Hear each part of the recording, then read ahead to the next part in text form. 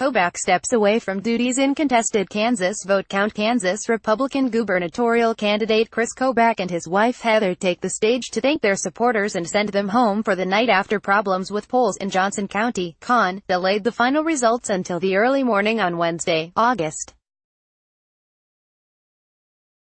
8, 2018, at the Capitol Plaza Hotel in Topeka, Kansas. Chris Neal, the Topeka Capital Journal via AP, Topeka, Kansas.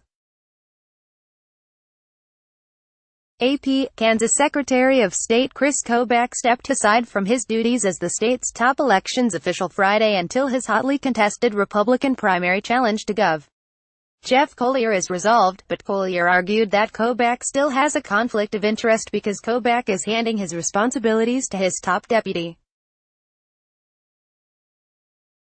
Kobach rejected Collier's accusations that the advice he has been giving local elections on handling ballots violates state law. And the Secretary of State, who has boosted his career by extrapolating scattered cases of election irregularities into claims of a serious election fraud problem, chastised Collier in a letter over statements that Kobach said could undermine public confidence in the state's elections. Collier had demanded in his own letter Thursday that Kobach stop providing guidance to county officials as they counted late mail-in ballots from Tuesday's election and prepared to count other ballots next week.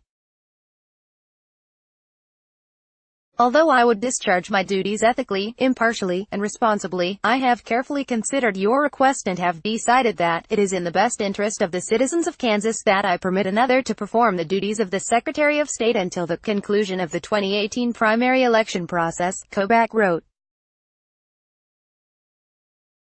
Kobach's duties will go to Assistant Secretary of State Eric Rucker.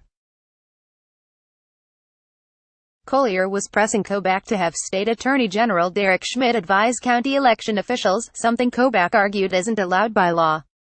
Collier spokesman Kendall Mark called Rucker a good and decent man, but said assigning Kobach's duties to someone Kobach can fire at any time does not address the clear conflict of interest that exists. Schmidt already is anticipating the possibility of a lawsuit challenging the election results by Collier or Kobach and sent a letter to county election officials, reminding them to preserve any paper files, notes, or electronic data related in any way to the election. Updated totals with late mail-in ballots from all 105 counties counted left Kobach's lead over Collier at 110 votes out of more than 313,000 cast, less than the 191 votes recorded the morning after Tuesday's election. Under state law, mail-in ballots are counted if they were postmarked Tuesday and arrive in county election offices by Friday. Kobach is a conservative lightning rod who alienates even some fellow Republicans, but he is perhaps President Donald Trump's closest political ally in Kansas and had Trump's tweeted endorsement. Collier, backed by the National Rifle Association and a strong abortion opponent, is trying to avoid becoming the first Kansas governor to lose a primary since 1956. The winner will move on to the November general election, where State Sen. Laura Kelly, of Topeka, is the Democratic candidate. Collier has accused Kobach of giving county election officials guidance not consistent with Kansas law, and said Friday on Fox News that he was worried that some mail-in ballots were not being counted as required.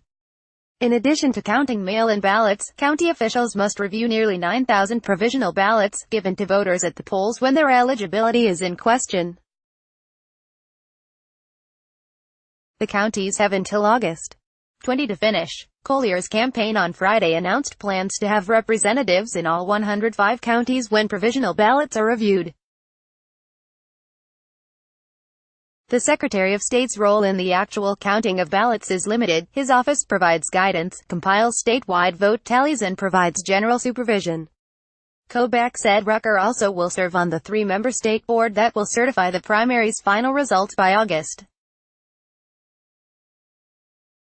31. Collier is also a member of that board, and Kobach called on him to let Lieutenant Governor Tracy Mann serve on the board instead.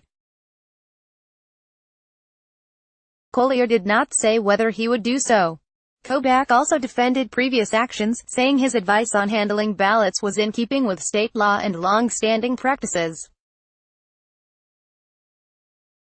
He wrote to Collier, "As governor of Kansas, your unrestrained rhetoric has the potential to undermine the public's confidence in the election process." Kobach is a vocal advocate of tough voter identification laws and served as vice chairman of Trump's now disbanded Election Fraud Commission.